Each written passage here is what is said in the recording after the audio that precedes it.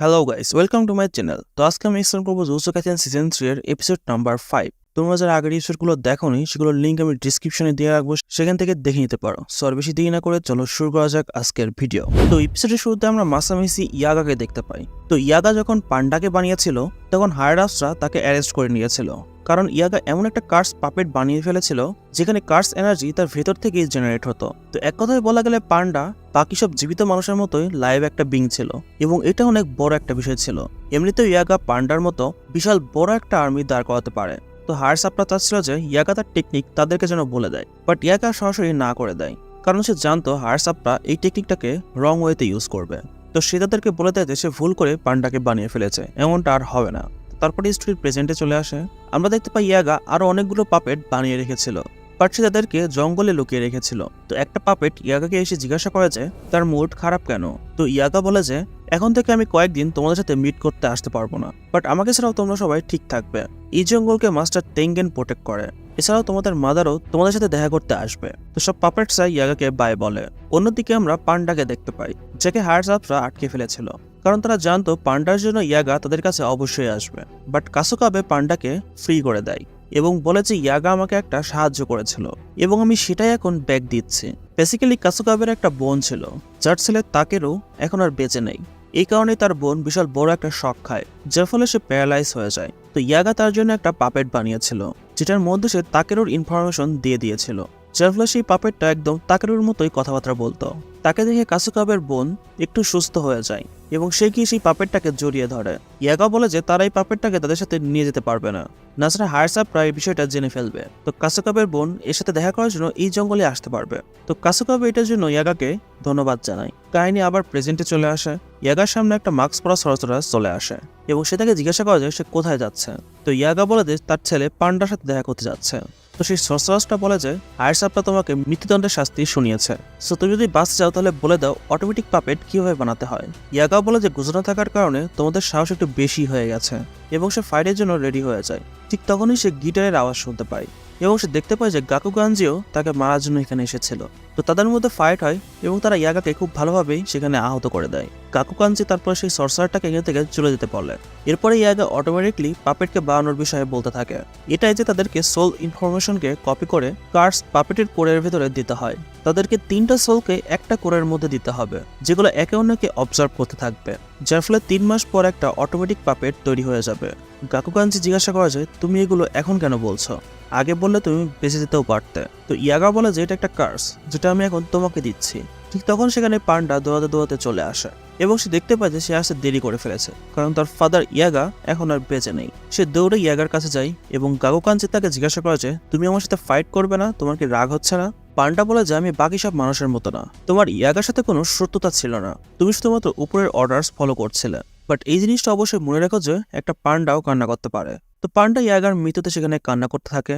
অন্যদিকে আমরা ইউজি এবং মেগুমিকে দেখতে পাই, যেখানে তেঙ্গেন তাদেরকে বলে যে আকারে একটা বিল্ডিং এর মধ্যে তার ফাইট ক্লাব খুলে রেখেছে, যেখানে সাধারণ মানুষরা ক্যাসিনো খেলতে আসে এবং সসাসরা একে অন্যের সাথে ফাইট করে। তো বিল্ডিং এ ঢোকার আগে মেগুমি এবং ইউজি তাদের আউটফিটটা চেঞ্জ করে ফেলে, কারণ যদি হাকারি জানতে পারে তারা জুজুৎসু হায়ার স্টুডেন্ট তাহলে সে সেখান থেকে পালিয়ে যাবে।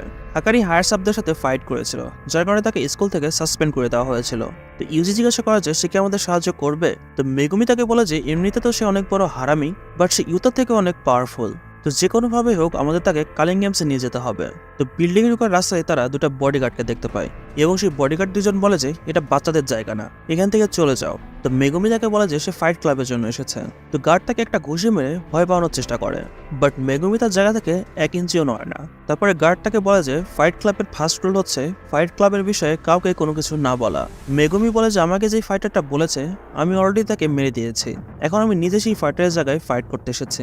তখন সেই গার্ডের কাছে তার বসের কল আসে এবং সে বলে যে বস মেনে গিয়েছে, বাট ফাইটে পার্টিসিপেট করতে হবে মেগুমিকে না ইউজিকে। তো মেগুমি বুঝে ফেলে যে তাদের বস হাকারি এবং সে সিসিটিভিতেই তাদেরকে দেখে নিয়েছে।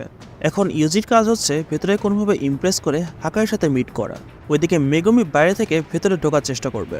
যদি সে ধরা পড়ে যায় তাহলে তাকে সব গার্ডসকে মেরে হাকারির কাছে পৌঁছাতে হবে। তাদের হাকারির সাহায্যের প্রয়োজন, সো তাদের হাকারিকে কোনোভাবে রাগিয়ে দেওয়া যাবে না। তো তারপরে ইউজি ভেতরে যায় এবং গার্ডস তাকে বলে থাকে যে ফাইটসের দুইটা রুল আছে। প্রথম হচ্ছে পার্টিসিপেন্ট ফাইট ছেড়ে পালাতে পারবে না, এবং সেকেন্ড হচ্ছে সে কার্স টেকনিকের ইউজ করতে পারবে না, কারণ সাধারণ মানুষরা কার্স টেকনিককে দেখতে পারে না।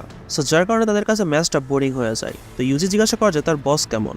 তো গার্ড বলে যে তুমি নিজে তার সাথে মিট করে দেখে নিও। এখানে দুই টাইপের ম্যাচ হয়, প্রথমটা হচ্ছে আসল এবং সেকেন্ডটা হচ্ছে স্ক্রিপ্টেড, যেটার স্ক্রিপ্ট বস নিজেই বানায়। তো ইউজি যদি ভালো পারফরমেন্স দেখাতে পারে তাহলে বস আজকে তার সাথে অবশ্যই মিট করবে। দেন তারা ফাইটিং এরিয়াতে যায় যেখানে অনেকগুলো মানুষ ছিল, এবং ইউজি খুশি হয়ে যায় যে এটা দেখেই তার অপোনেন্ট পান্ডা ছিল। হাকারিকে আমরা সিসিটিভিওয়ালা সেই রুমটাতে দেখতে পাই যে কিরারার সাথে বসেছিল। কিরারাও জুজুৎসুর থার্ড ইয়ারের স্টুডেন্ট ছিল। তো হাকারি বলেছে এখনকার ম্যাচগুলো অনেক বোরিং হয়ে গেছে, কারণ এমন অনেক কম মানুষই আছে যারা পান্ডাকে হারাতে পারে।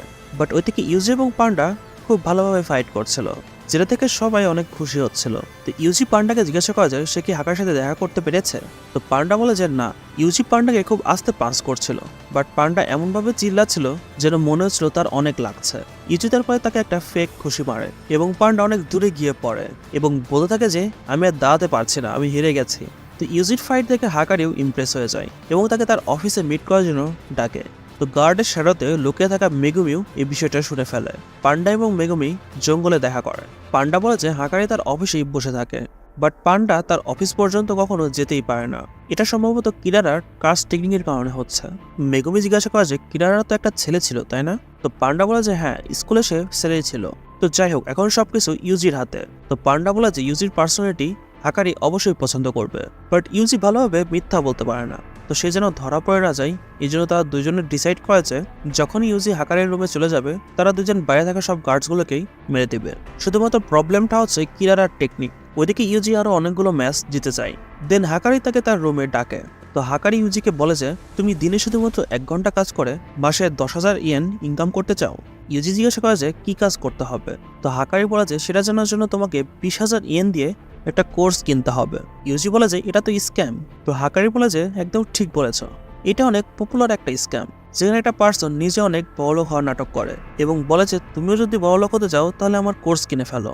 বাট অনেক মূর্খ লোক এটাতে ফেসে যায়, এবং এটার কারণ হচ্ছে লোভ। সবার মধ্যে লোভ থাকে বড়লোক হওয়ার, এবং এই টাকা পয়সা ছাড়া তো মানুষ রিলেশনও করতে পারে না। এবং হাকারির এই বিষয়টা মানে এই লোভটা অনেক পছন্দ, যেটার মানে হচ্ছে গ্যাম্বলিং। দুনিয়ার প্রায় প্রত্যেক মানুষই জুয়া খেলে, এবং তারা এটাকে খারাপ বলে যারা এটাকে হারতে ভয় পায়। হাকারির জন্য জুয়াই সবকিছু, এবং সে তার ফাইট ক্লাবকে ফুল ওয়ার্ল্ডেই ফেমাস করতে চায়, যাতে করে সব মানুষের লোভটাই তার কন্ট্রোলে থাকে। কার্স স্পিডের বিষয়ে এখন সাধারণ মানুষও জেনে ফেলেছে। ওইদিকে জুজুৎসু সর্সারারদের অবস্থাও খারাপ। তো এটাই সব থেকে বড় সুযোগ তার বিজনেসকে বড় করার, এবং সে ইউজিকেও এটার সাথে যোগ দিতে বলে। তখন হাকারির কাছে কোনো একজনের কল আসে। হাকারি তারপর ইউজিকে জিজ্ঞাসা করে যে ঠান্ডা কি চলবে। তো ইউজি বলে যে সবকিছু চলবে শুধুমাত্র ড্রিঙ্কস বাদে। হাকারি বলে যে তুমি কি জানো ছাত্রের গোজো ড্রিঙ্কস করে না। তো ইউজি বলে যে এই ছাত্রের গোজোটাকে তার বিষয়ে তো কখনো শুনিনি। এখানেই তার মিথ্যাটা ধরা পড়ে যায়, কারণ দুনিয়াতে কোনো সর্সারার নেই যে গোজোকে চেনে না।